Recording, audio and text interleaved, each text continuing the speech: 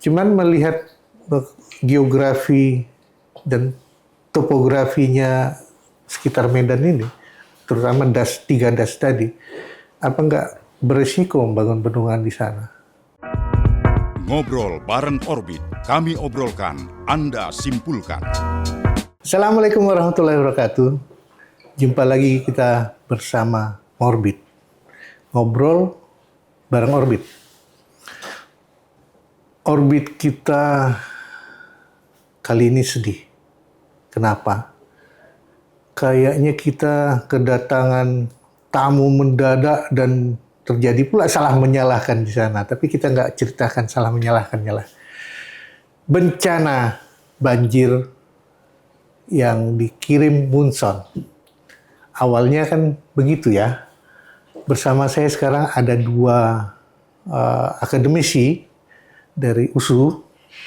Dua-duanya yang berkaitan dengan sipil basah lah, kalau istilah orang dulu ya.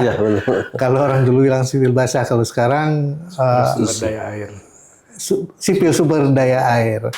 Nah, dengan Bapak siapa? Faisal. Dengan Bapak Ivan. Jadi kita kan udah ngelihat nih berapa hari belakangan ini Medan khususnya, karena aku nggak terlalu ingin membicarakan dulu yang air mata keluar. Kita bicarakan Medan yang relatif cepat selesai. Tiba-tiba monsun datang bawa air banyak. Nah, air banyak ini ternyata tidak tertampung oleh Kota Medan. Bahkan ada tempat-tempat yang memalukan kalau itu terjadi banjir. Contoh, rumah gubernur banjir. Nah kan ini menimbulkan tanda tanya di masyarakat. Kalau kita lihatlah dengan keilmuan yang abang aja enak aku panggil ya, orang Medan gitu ya. Ya, yang abang-abang rasakan, yang abang-abang lihat sesuai dengan keilmuan yang abang punya, kok bisa? Apa yang menyebabkan? Ada berapa pemasok air ke Medan ini? Atau memang sudah terlalu tertutupkah Medan ini sehingga nggak ada lagi tempat bagi air untuk melarikan diri ke dalam tanah? Bang Ivan lah, mungkin siapa aja lah Silakan Bang Ivan. Bang Faisal dulu. Bang Ivan, aku kan lupa tuh. Yang Bang Ivan mana Faisal dulu. Oke. Ya memang Medan kita nih Pak, memang letaknya kalau di sungai namanya rezim hilir Pak. Sungai itu ada rezim hulu, rezim tengah, rezim hilir. Medan memang letaknya di rezim hilir, dan itu 3 sungai besar yang mengalir di Kota Medan mengelilingi ya. Sungai Pecut di sebelah timur, Sungai Deli, termasuk anaknya Sungai Bebura yang cukup masif, dan di sebelah baratnya Sungai Belawan namanya. Kalau Sungai Belawan orang sebutnya Sungai Sunggal, Sungai Pecut kadang-kadang Sungai Amplas, Sungai Denai namanya.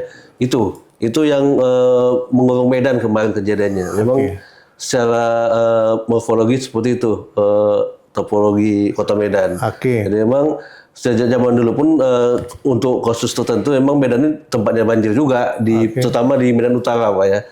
Nah sekarang diperparah dengan kondisi-kondisi yang pertama tata guna lahan, lalu juga dengan perubahan fungsi alih fungsi lahan di hilir, semakin banyak pemukiman dan sebagainya, ya kejadiannya semakin besar lagi banjirnya gitu.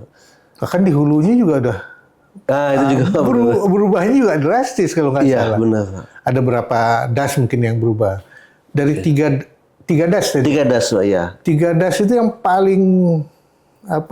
paling signifikan mensuplai air kemarin itu perkiraannya dari das yang mana?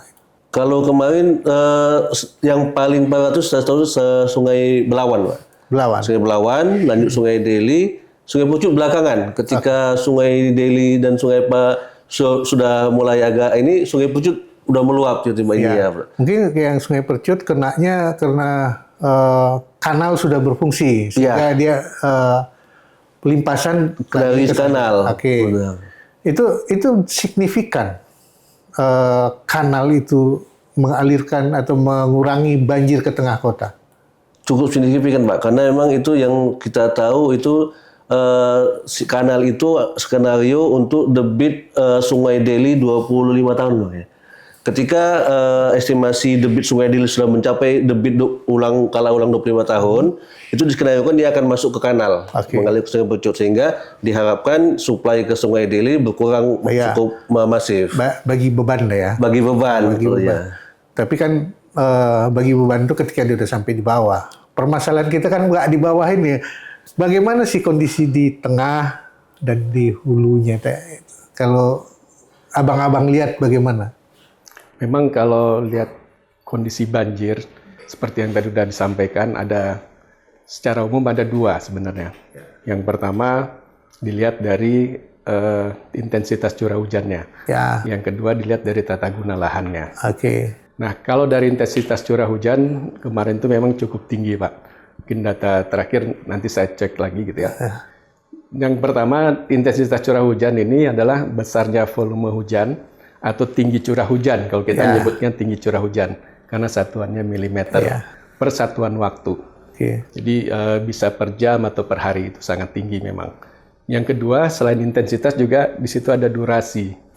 Nah, durasi ini kalau kita lihat kemarin kan dari mulai awal Kamis ya. Kalau kejadian itu kan Kamis kalau nggak salah puncaknya di hari Kamis. Tapi mulai hari Senin kan hujan terus. Nah, itu dia. Iya, hujan sebetulnya terus. kan indikasinya seharusnya bisa dibaca oleh masa itu ya. BMKG sebenarnya sudah mengeluarkan rilis gitu tentang peringatan bencana gitu kan. Termasuk tentang siklon tropis juga badai siklon juga.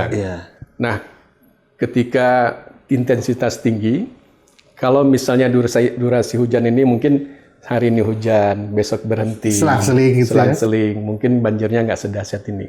Tapi karena kita hujan terus-menerus, terkait dengan nomor 2 ini kan koefisien tata guna lahan namanya. Koefisien tata guna lahan ini gambarannya seperti seberapa banyak sih air hujan yang turun bisa mengalir di permukaan tanah. Jadi ada yang mengalir ke permukaan tanah, ada yang meresap. Nah, ketika mengalir ke permukaan tanah, sebenarnya sebagian besar juga meresap. Di hari kedua, hari ketiga, resapan ini kan kita bilanglah sudah jenuh gitu ya. Sudah jenuh, sehingga nilai C-nya ini makin meningkat gitu. Nilai C ini ya sekitar 0,1 sampai 0,9. Lama-lama makin meningkat, sehingga potensi untuk debit yang mengalir di permukaan tanah pun semakin besar. Nah, itulah yang terjadi kemarin gitu kan. Intensitas curah hujannya tinggi, kemudian durasinya juga nggak berhenti. Kalau di tanah yang rata seperti Kota Medan, risikonya kan cuma banjir ketika koefisiennya udah tinggi tadi kan. Tapi kalau di daerah yang berbukit, bergunung segala macam ini kan slidingnya potensi tinggi. Ada mungkin begitu? Bisa jadi, Pak. Ya. Ditambah lagi mungkin tata guna lahan kita kan sudah di hulu itu dalam tanda kutip sudah banyak berubah. Kita mencari siapa salah siapa. Betul, ya. Cuma secara teori, ketika lahannya berakar, berarti ada tumbuhan kan? Iya, betul. Itu otomatis juga akan lebih baik ya. Aku nggak ngerti nih. Itu kondisinya yang bisa mempertahankan di das itu berapa persen atau berapa meter di das itu yang harus dijaga? Kalau kita bicara harus dijaga, sebenarnya semua harus dijaga, Pak. Dari mulai hulu, tengah, hilir. Karena meningkatkan kesempatan air untuk masuk ke dalam tanah. Itu yang pertama. Atau yang kedua, paling tidak dia menahan lah. Jangan lajunya terlalu cepat. Gitu kan. Kalau dengan hutan, kemudian dengan banyaknya semak belukar, itu kan bisa memperlambat laju aliran. Tapi itu ada hitungan ya kan? Ada sebenarnya, Pak, ada. Jadi sebetulnya kalau lembaga-lembaga yang ada bisa sebetulnya memprediksi kan? Iya, betul. Bisa terjadi longsor, atau bisa terjadi banjir di hilir gitu. Nampak itu. Kalau nggak salah ada hitung-hitungannya throughput air itu gimana, koefisien masuknya, koefisien ngalirnya kan? Ada Pak. Kalau nggak salah. Nah, itu sama pemerintah dipakai nggak sih? Itu dia, Pak. Kalau di pemerintahan ada namanya semacam master plan. Master plan tiap wilayah sungai gitu, Pak. Betul. Di master plan ini sudah ada daerah tangkapan air, pemanfaatan air, sama daerah penyangga air gitu. Itu yang zonasinya yang implikasinya nanti ke RT RW gitu Iya. harusnya. Seharusnya. Iya, jadi zona tertentu tuh memang nggak boleh untuk dikembangkan gitu. Zona resapan air, daerah tangkap air itu ya, daerah imbuhan lah namanya. Cuman itu tadi antara sinkronisasi program pemerintah itu kita juga kan nggak terlalu bisa tahu ya. Tetapi sebagai expert boleh dong ngasihkan input kepada stakeholder lain yang punya tanggung jawab untuk menjaga dan mengawasinya. Iya benar. Ada nggak selama ini koordinasi dari bidang-bidang itu ke ekspertis seperti kalian? Kalau beberapa kegiatan memang kami tidak sampai ke mengambil kebijakan, memberi masukan. Untuk saat ini memang jarang ya. Kan minimal kan hitung-hitungan tadi yang aku rasa penting mereka paham bahwa kita nggak boleh loh bukaan segini luas, di kota juga nggak boleh ada tutupannya segini luas segala macam. Itu kan kerjanya orang teknik sipil juga itu kalau nggak salah. Nah, mungkin kampus yang mungkin memulai gerakan seperti yang terbaik lah. Ini kadang-kadang kami masyarakat pun bingung ketika sudah kejadian, kita baru sibuk mencari solusi. Iya. Ya kan? Sementara secara teori segala sesuatu itu enak dan gampang sebetulnya dikaji. Betul kan? Betul. Apalagi abang-abang ini yang setiap hari pula berkutat dengan seperti itu. Nah, kami masyarakat pengennya ekspertis seperti kalian dan kampus menjadi tempat pulang semua pihak ketika terjadi hal-hal yang mengerikan loh ini. Medan kayaknya selama 35 tahun lebih aku tinggal di Medan, yang segini Betul. parahnya baru tahun ini. Tapi ada menariknya.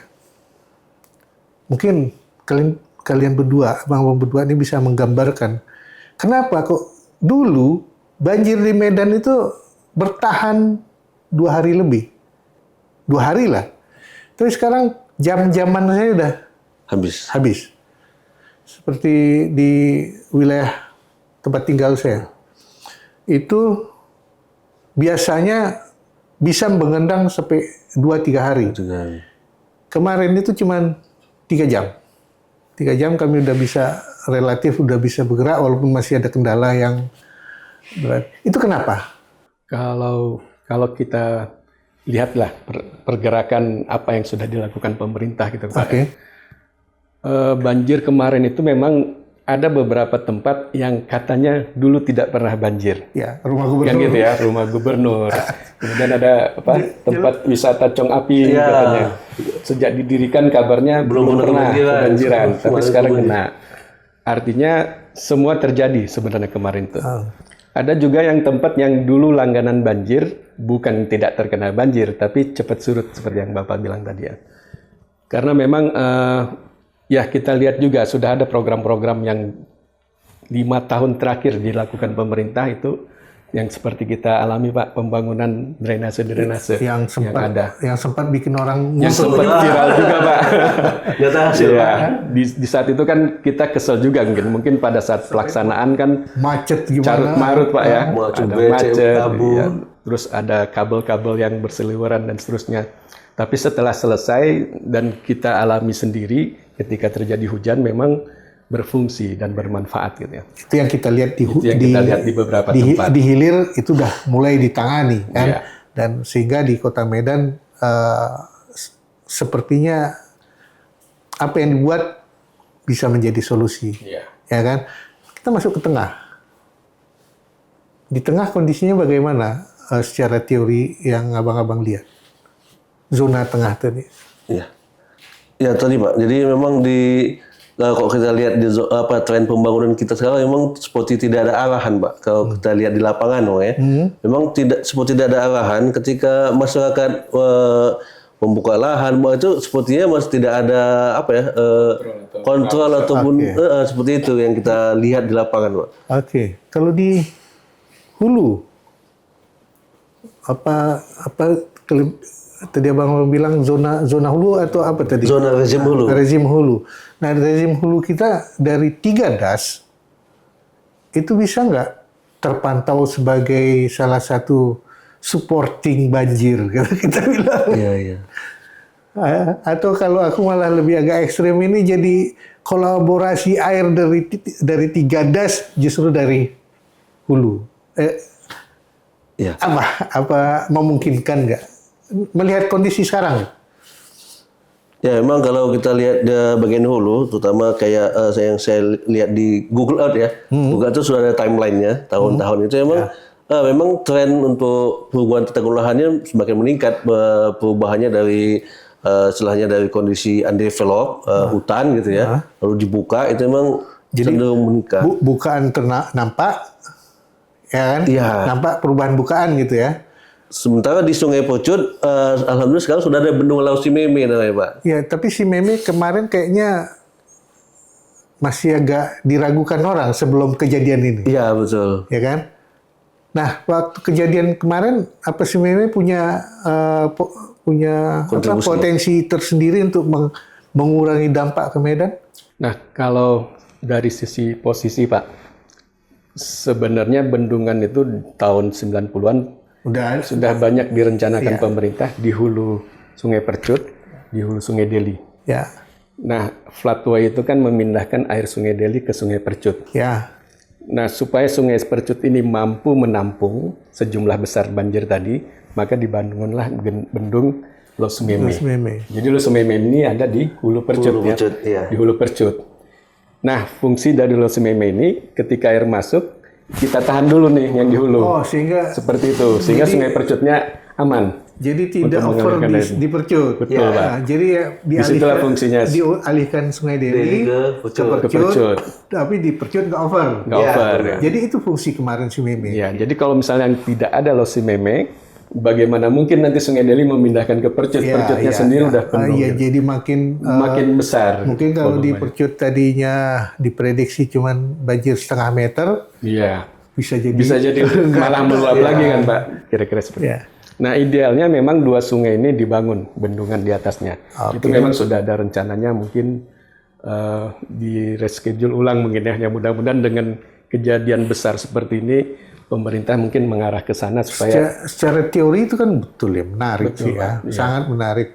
Cuman melihat geografi dan topografinya sekitar Medan ini, terutama 3 das tadi, apa enggak beresiko membangun bendungan di sana? Secara teori, Pak. Iya, betul. Kita nggak berharap itu terjadi. Betul. Nah. Resiko tetap ada, Pak. Kalau resiko namanya kita manusia. Ya. Tapi kan secara metodologi resiko itu kan harusnya sudah diperhitungkan. Ya. Artinya di dalam perencanaan bendung itu pasti dihitung periode ulang bahkan sampai 500 tahun. Oh, dihitung gitu ya. Ya, untuk sebuah reservoir raksasa gitu kan. Jadi mudah-mudahan kalau resiko ke sana secara teknis kita hitung. Kan gitu ya. Sehingga kalau itu sudah diperhitungkan kita bangun, ya sebenarnya bisa. Ya bisa. Secara teori dan secara hitungan safe semua kan. Kecuali terjadi hal yang lain. Karena faktor yang kita kan bukan cuman tanahnya aja kan.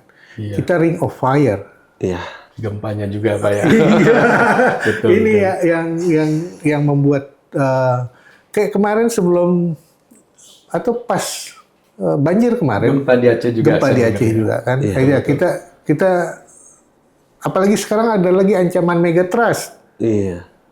Jadi apa yang kita bisa lakukan untuk Medan biar kita selamat? Jangan sampai nanti hilang pula kita di bawah. Secara teori kita lakukan kajian yang menarik pastinya kan. Apa yang menarik yang udah pernah kalian lihat? Yang bisa kita lakukan di Medan sebenarnya yang pertama dari sisi curah hujan, Pak. Itu nggak bisa kita apa-apain, Pak. Nah, kita memang dilintas karena itu ya. Given the pemberian dari alam. Tapi itu pun terkait dengan curah hujan masih bisa kita lakukan dengan cara memprediksi. Dan ini kan sudah dilakukan teman-teman dari BMKG. Artinya kita nggak khawatir juga sebenarnya. Ketika sudah diperkirakan alurnya angin, alurnya perputaran bumi, iklim dan seterusnya, kita bisa memprediksi paling tidak 6 hari ke depan. Tingkat akurasi itu 6 hari lah. Kalau sebulan, 1 tahun mungkin metodologinya lebih mahal lagi mungkin ya, pakai satelit yang lebih canggih lagi. Bahkan Noah pun nggak berani menyatakan itu sebulan. Jadi dari sisi curah hujan sebenarnya bisa diprediksi 6 hari. Itu sudah cukup untuk memberi warning kepada masyarakat lah, katakan untuk ayo siap-siap nih, ini bakal kejadian lagi. Kita bicara ke depan. Mitigasinya kita udah bisa memulai di 6 hari sebelum. Ya, paling tidak seperti itu. Minimal seperti itu ya. Cuman kemarin mungkin agak terlambat aja ya. Ya, sebenarnya sudah di warning, cuman mungkin karena masyarakat abai gitu kan Pak. Memang namanya juga lagi enak-enak menjelang akhir tahun, apalagi ada dua event besar yang membuat kita terlena kan, Nataru. Nah, menjelang Nataru kan bisa membuat kita abai sejenak terhadap ancaman. Nah, itu ada nggak dalam hitungan kemungkinan bencana dan atau ketika kalian mendesain sesuatu secara teori, faktor-faktor seperti itu masuk nggak? Ini kan faktor intangible, benar-benar, ya kan, yang nggak masuk dalam hitungan teknis. Tetapi ini kan menjadi mereka lah dampak gitu. Iya. Kalau di dalam kuliah kita lah, katakan di kampus, semua itu memang sudah masuk Pak. Artinya di dalam kita membimbing katakanlah mahasiswa tugas akhir, ketika mereka merencanakan debit banjir, itu faktor-faktor itu sudah ada. Artinya metodologi itu sebenarnya sudah umum dipakai, kan itu beberapa metode untuk menghitung besaran debit banjir, memperkirakan dampak ke masyarakat. Kalau dari sisi tekniknya kita berbicara airnya dulu gitu kan, memperkirakan besaran debitnya, kira-kira seperti itu. Apa yang akan didampakkan dia ketika dia datang kan gitu, itu yang kita kaji sebelumnya. Paling tidak seperti ini, memperkirakan pertama besaran debit kan Pak, kemudian memperkirakan ini sungai Delikah, sungai Baderakah, sungai Baburakah, cukup nggak menampung gitu. Di dalam penelitian kita untuk debit katakanlah di dalam kota sampai periode ulang 15 tahunan mungkin cukup. Tapi di atas itu nggak bisa. Itu sudah tidak cukup lagi. Paling tidak untuk sungai-sungai besar itu Q25 ya. Jadi di tengah kota. 25 tahunan. Jadi yang abang-abang lihat lah selama ini. Medan ini kan sebetulnya cukup bagus ya, sistem drainase dibangun waktu zaman Belanda. Ada di Kampung Baru itu ada bukan kanal kalau kita bilang subdrain ya. Yang orang bilang Sungai Mati itu apalagi karena nggak pernah ada airnya. Tapi itu dibangun untuk antisipasi ketika hujannya lebih tinggi. Dan drainase kalau kita bilang parit busuk itu juga panjang sekali kan dibangun. Nah, itu fungsinya kemarin secara teori berfungsi nggak? Karena kita untuk melihat mitigasi kan, supaya sehingga kalau dia berfungsi berarti orang yang di kawasan yang dilalui parit busuk kita itu, itu dia bisa aman, nggak perlu persiapan yang neko-neko lah. Tapi kalau di luar itu harus jaga. Sampai situ nggak kajian-kajian yang kalian bisa berikan kepada masyarakat? Ya, jadi seperti desain kemarin. Jadi kalau di Medan ini kewenangannya tuh ada 2 yang kita tahu, Pak. Satu kementerian, itu kewenangan. Memang di situ kita kenanya. Sungai Deli, Sungai Babura termasuk Sungai Belawan itu kementerian. Kewenangan. Yang drainase kota. Drainase kota. Itu yang kadang-kadang kita nggak tahu ya gimana di dalam, tapi sering kita temui ada semacam bukan konflik miskoordinasi Bang ya. Yang kadang-kadang tadi sekalian itu di ujung-ujungnya kadang-kadang. Kalau miskomunikasi itu kita masih masyarakat itu masih terima dengan baik. Tapi kalau ego sektoral yang sempit itu bahaya. Iya betul. Nah sementara itu masih sangat tinggi di masyarakat pembuat kebijakan. Walaupun sebenarnya masyarakat kan Nggak Ya, tahu gitu. nggak mau tahu juga sebenarnya Pak. Apakah pusat, daerah, apa lokal? Kalau masyarakat nggak mau tahu, Betul, Pak. kayak saya sendiri kalau jalan misalnya di Jalan Jamin Ginting, Iya. ya kan, jatuh saya di situ gara-gara lubang. Yang saya salahin orang Medan, Karena kita di Medan, Pak. karena di Medan, ya kan. Nah, fakta-fakta itu mungkin kampus bisa memberikan gambaran tersendiri di entah web atau apa gitu ya, jadi mitigasi lah Iya, iya. bagi masyarakat. Toh Tridharma ada gitu kan. Iya, iya. Pengabdian masyarakat. Ya. Pengabdian masyarakat. Ada nggak gambaran kampus dengan kabarnya kepemimpinan baru sekarang kan? Iya. Nah, walaupun orangnya lama tapi kepemimpinan baru. Iya. Ini kan menarik nih. Fakta yang sangat jarang kita temukan menjadi momen terbaik bagi Fakultas Teknik Sipil USU atau Fakultas Teknik Lingkungan USU. Aku nggak tahu fakultas ya. Teknik Lingkungan fakultas. Prodi sekarang, Pak. Prodi ya, belum fakultas ya. Tapi Teknik Lingkungan sama Sipil atau apalagi yang ada di USU berkolaborasi membuat pendidikan terbuka bagi publik. Itu yang sayangnya baru kami rintis, Pak. Aku senang mendengar itu kalau ada upaya merintis gitu kan. Jadi kita nggak berharap kebingungan masyarakat. Iya. Kayak sekarang kita lihat pasca kejadian kemarin, masyarakat bingung. Kami harus membeli air di mana? Kami harus, kalau nggak salah itu masuk dalam pointer-pointer Tanggap bencana kemarin. di teknik sipil lingkungan, Oh iya. ya kan? Kalau nggak salah, aku cuman Sanitasi dan air bersih ada, aku Pak. cuman mengada-ada begitu. Nah, hal seperti itu mungkin juga masuk dalam bagaimana mitigasi hal yang mendadak seperti ini, Iya. ya kan? Dan kami harus beli minyak di mana? Atau mungkin nanti malah USU menyarankan harus ada bunker minyak di mana untuk waktu-waktu yang sangat memerlukan. Sehingga nggak kayak gini sekarang. Iya. Tadi pagi kami hampir terlambat ke sini. Kenapa? Karena nggak dapat minyak. Iya. Antri di mana-mana. Padahal ini udah H+3 dari Iya. H+3. Kejadian Kamis, Jumat, Sabtu. H+4 malah. Ya kan? Iya. Nah, infrastruktur kita belum semua pulih. Ada beberapa tempat yang air mungkin masih. Iya. Nah, bagaimana?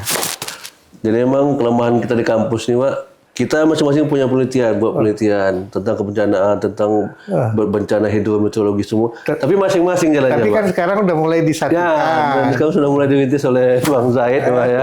Kita mengkolaborasikan ini, bahkan kalau sampai ke FISIP, karena ini ada hubungan ke politik juga, Pak. Jelas, kayak di pom bensin, orang berantem itu udah kan dampak ekses Betul. sosial segala macam ya. Semua ekses Iya, harusnya psikologi mungkin kita sudah mulai dijadikan, apalagi USU kabarnya sedang berusaha untuk World Class University. World Class University. Nah, kalau di World Class University kan betul-betul jadi tempat pulang.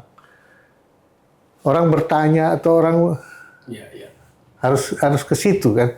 Dan kabarnya kita pula yang masih terbaik di Sembagut kan. Mudah-mudahan. Ya, kemarin akreditasi udah unggul kan. Unggul. Kalau unggul kita nggak bisa orang menyelesaikan masalah ini, masa orang Jakarta mau datang, malu kita.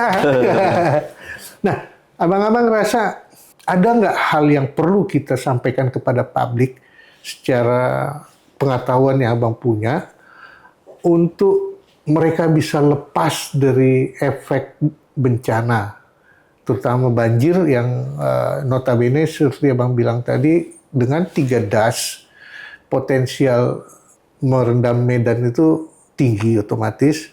Dan kalau das ini tidak diurus dengan baik, walaupun ini pembicaraan yang udah tahunan, ya kan, Berulang, Pak, ya. berulang. Karena banjir kalau di Medan kita bilang sudah tidak bisa dihitung lagi. ini kan menarik kalau untuk dijadikan kajian yang solutif. Apa kajian yang sedang kalian usahakan sekarang? Ya, seperti disampaikan Pak Faisal, memang di kami lah teknik sumber daya air ini masih jalan masing-masing, Pak. Artinya kita akui lah saat ini kita masih fokus ke airnya saja, kan gitu. Airnya saja. Nanti mudah-mudahan ke depannya kita nggak bisa dong bicara airnya saja, tapi dampaknya itu kan ke manusianya seperti apa. Artinya ilmu-ilmu seperti psikologi, visipol, ekonomi itu kita harus kolaborasi lah. Iya. Bahkan kalau bisa kita jadi kota yang super smart, bukan smart city lagi, tapi super smart, jadi barometer ke yang lain. Memang kami sedang itu juga Pak, SUDS istilahnya, Sustainable Urban Drainage System. Nah, itu yang menarik. Green City tadi, memang sedang coba kami buat penelitian ke arah sana. Cuman yang saya soroti yang sejalan dengan itu, saya melihat kemarin ada inisiatif Pemko, Perwali katanya mau dibuat. Jadi kalau di Eropa tuh Pak, hujan yang jatuh ke bumi, itu bukan tanggung jawab pemerintah saja. Setiap warga negara diberi semacam beban untuk tetap bertanggung jawab gitu. Jangan dibuang ke drainase aja gitu. Logikanya aku terima dan sangat kuterima. Karena bukan hanya pemerintah, rakyat sendiri juga menjadi bagian daripada bencana itu sendiri. Betul. Ya, memang pemerintah juga besar pengaruhnya ketika ada satu tanda tangan ribuan hektar Lahan beralih fungsi dan segala macam, dan sekian hektar itu yang di hulu kita bilang ya, sekian hektar di hilir tutupannya bertambah segala macam. Yang masyarakat tak terdidik membuang sampah. Lagi. Dan kenapa itu? Karena pemerintah tidak punya sarana sampahnya yang betul gitu kan. Iya. Itu kan kajian yang komprehensif seharusnya muncul kan. Iya benar. Kami berharap USU, terutama abang-abang kabarnya juga udah punya kelompok studi sendiri ya. Iya. Kelompok studi apa ini? Kalau kita KBK studi sumber daya air ya. Kalau di teknik sipil ada kelompok bidang keahlian sumber daya air namanya Pak. Yang menangani masalah sumber daya air lah, pengelolaan sumber daya air. Di teknik lingkungan? Teknik lingkungan ada lagi sama juga. Berarti kan udah dua ilmu yang mulai disatukan. Mudah-mudahan kalian bisa menyatukan yang lain.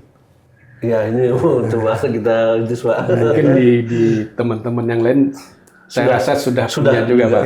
Tinggal kita menggabungkan. Memang sudah punya. Kalau kita jalannya kayak satu lidi. Iya, betul itu dia. Iya kan? Kayak satu lidi apa yang kita bisa dapat? Tapi kalau kita jadi sapu lidi, why not?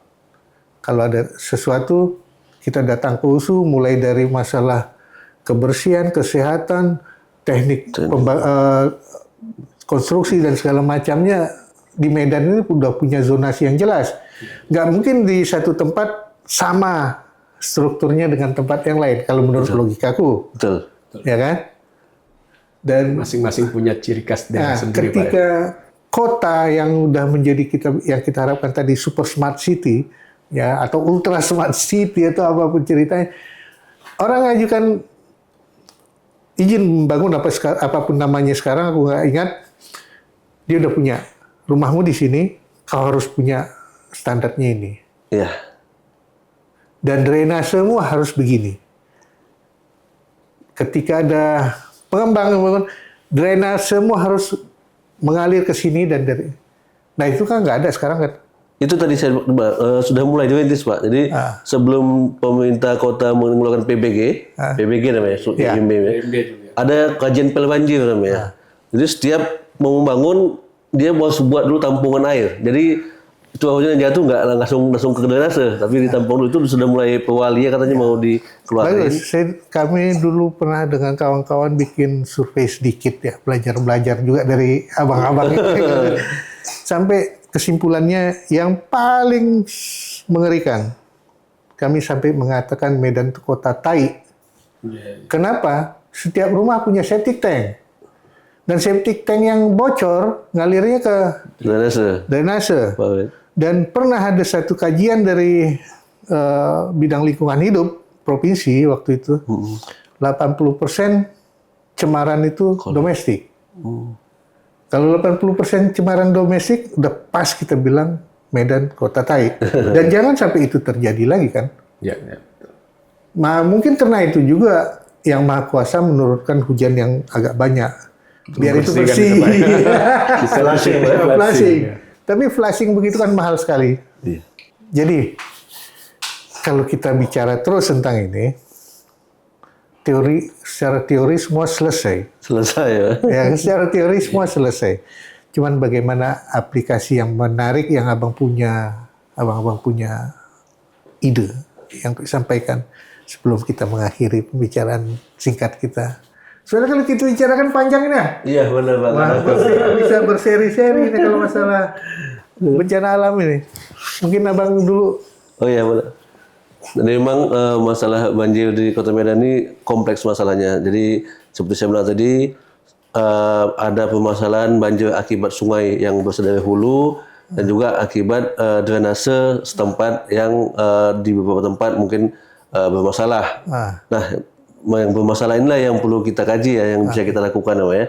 Kadang-kadang secara teknis sudah bagus, cuman masyarakat kita yang kadang-kadang buang sampah sembarangan, yang tidak ini Pak. Mungkin yang bisa kita lakukan itulah Pak, penyadaran juga ke masyarakat. Memang masyarakat kita nggak akan mau disalahkan karena mereka nggak dididik untuk memahami apa yang dibangun. Betul kan Pak? Memelihara Pak. Ya. Jangankan untuk memelihara, untuk memakai pun kita nggak didik dengan baik. Sehingga nggak ada gunanya tong sampah kita bikin banyak-banyak di pinggir jalan. Fakta ya. Iya benar. Nah, terus nggak ada gunanya kita tutup jembatan kita sampai setinggi mungkin. Toh juga orang buang juga sampah.